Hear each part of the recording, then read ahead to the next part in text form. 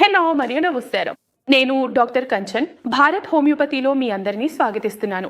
మరియు మీరందరూ బాగుండి ఆరోగ్యంగా ఉండాలని ఆశిస్తున్నాను.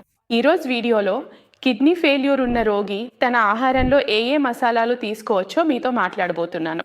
మరి వీడియోను ప్రారంభిక మన శరీరంలోని అన్ని అవయవాలు చాలా ముఖ్యమైనవి. అందులో ఒకటి మన అవయవం అంటే కిడ్నీ. కిడ్నీ కూడా మన మిగతా అవయవాల్లాగే అంతే అవసరం. మన శరీరంలో 2 కిడ్నీలు ఉంటాయి. ఈ 2 కిడ్నీల పని మన రక్తాన్ని ఫిల్టర్ చేయడం, విష పదార్థాలను శరీరం నుంచి బయటకు పంపడం. ఇంకా కిడ్నీ ఒక ఎంజైమ్ని కూడా తయారు చేస్తుంది. దాన్ని రెనిన్ అంటారు. ఈ రెనిన్ రక్తపోటును నియంత్రిస్తుంది. అలాగే ఉప్పు మరియు నీటిని సమతుల్యం చేస్తుంది. శరీరానికి ఎంత అవసరమో అంత మాత్రమే కిడ్నీ ఉంచుతుంది. అవసరం లేని వాటిని కిడ్నీ ఫిల్టర్ చేసి బయటకు పంపిస్తుంది. మన కిడ్నీలు బాగా పనిచేస్తే మన శరీరం ఆరోగ్యంగా బలంగా ఉంటుంది. కానీ మనం మన ఆహారపు అలవాట్లలో మార్పులు చేసుకున్నప్పుడు, లేదా మనకు బీపీ, షుగర్ లాంటివి వచ్చినప్పుడు, లేదా ఇంకే ఇతర కారణాలు కిడ్నీని దెబ్బతీయడానికి బాధ్యత వహించినప్పుడు కిడ్నీల పనితీరు ధీరగా దెబ్బతింటుంది. అప్పుడు క్రియాటినిన్, యూరియా లాంటి స్థాయిలు పెరగడం ప్రారంభమవుతాయి. అదే సమయంలో పొటాషియం కూడా పెరగడం ప్రారంభమవుతుంది. సోడియం ఇవన్నీ కూడా స్థాయిలు పెరగడం మొదలవుతాయి. మీ ఆహారం బాగుంటే మీ కిడ్నీ కూడా బాగుంటుంది. ఎందుకంటే మీ ఆహారమే మీరు బీపీ రోగిగా మారుతారా లేదా అనేది నిర్ణయిస్తుంది. మీకు షుగర్ వస్తుందా లేదా అనేది కూడా అదే ఆధారపడి ఉంటుంది. మీ ఆహారం బాగుంటే మీ శరీరం ఎప్పుడూ చెడిపోదు. మీ శరీరం ఎప్పుడూ ఆరోగ్యంగా ఉంటుంది. కానీ మీరు కిడ్నీ రోగిగా మారినప్పుడు మీకు తినడానికి ఎలాంటి ఎంపిక ఉండదు. అంతేకాదు, మనం తినే ఆహారానికి రుచి పెంచే కొన్ని విషయాలు కూడా ఉంటాయి. ఉదాహరణకి మసాలాలు తీసుకోండి. మసాలాలు ఇప్పుడు ఎలాంటి కిడ్నీ రోగులు ఇవి ఉపయోగించవచ్చు? అంతేకాదు, ఏ మసాలాలు ఉన్నాయి? కిడ్నీ డ్యామేజ్ అయినప్పుడు అది చాలా ఫంక్షన్లు కోల్పోతూ పోతుంది. ఉదాహరణకి యూరియా ఫిల్టర్ చేయలేకపోతుంది. కిడ్నీ దాన్ని నిల్వ చేయడం ప్రారంభిస్తుంది. దాంతో మనకు ఫలితంగా యూరియా పెరిగిపోయిందని కనిపిస్తుంది. అదేవిధంగా క్రియాటినిన్ కూడా ఉంటుంది. అవును, కిడ్నీ సరిగా పనిచేయకపోతే క్రియాటినిన్ని కూడా ఫిల్టర్ చేయలేకపోతుంది.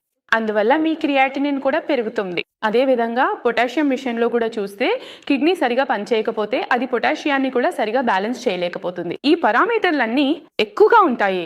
అలాంటి పరిస్థితిలో కిడ్నీ రోగులు ఏం చేయాలి? తమ ఆహారంలో ఎలాంటి పదార్థాలు జోడించాలి? అంటే వారి ఆహారం రుచి పెరగడానికి ఏమి చేయాలి? ఎందుకంటే కిడ్నీ రోగుల ఆహారం చాలా నిస్సారంగా అయిపోతుంది. ఉప్పు చాలా తక్కువగా ఉంటుంది. వారు మసాలాలు వాడలే. ఆహారంలో అసలు రుచి ఉండదు. అలాంటి పరిస్థితిలో కిడ్నీ ఫెయిల్యూర్ రోగులు తమ ఆహారంలో ఏ మసాలాలు వాడచ్చో తెలుసుకుందాం. మొదటి మసాలా అంటే జీలకర్ర. మీరు జీలకర్రను సులభంగా తీసుకోవచ్చు.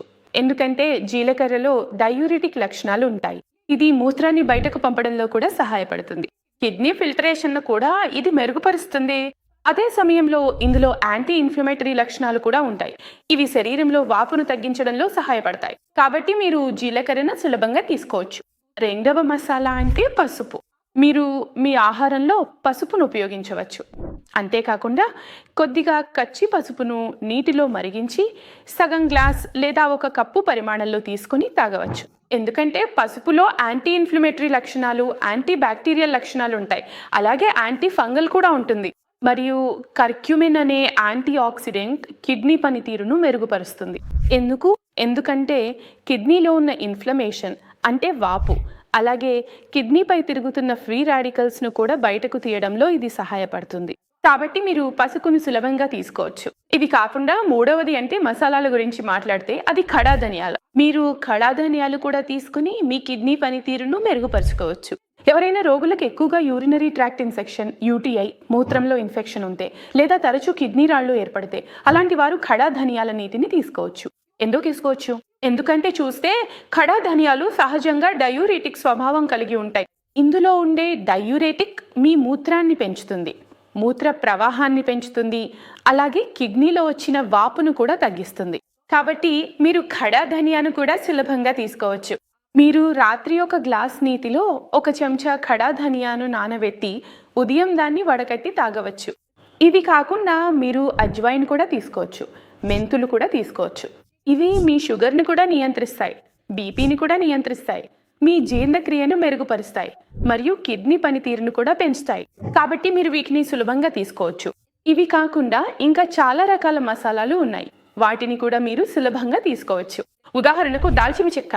మీరు దాల్చిన చెక్క తీసుకుంటే మీ షుగర్ను నియంత్రించడంలో సహాయపడుతుంది. కాబట్టి దాల్చిన చెక్కను సులభంగా తీసుకోవచ్చు. దాల్చిన చెక్కను బాగా పొడి రూపంలో తయారు చేసి మీ కూరల్లో, పప్పుల్లో, భోజనంలో తప్పకుండా కలపండి.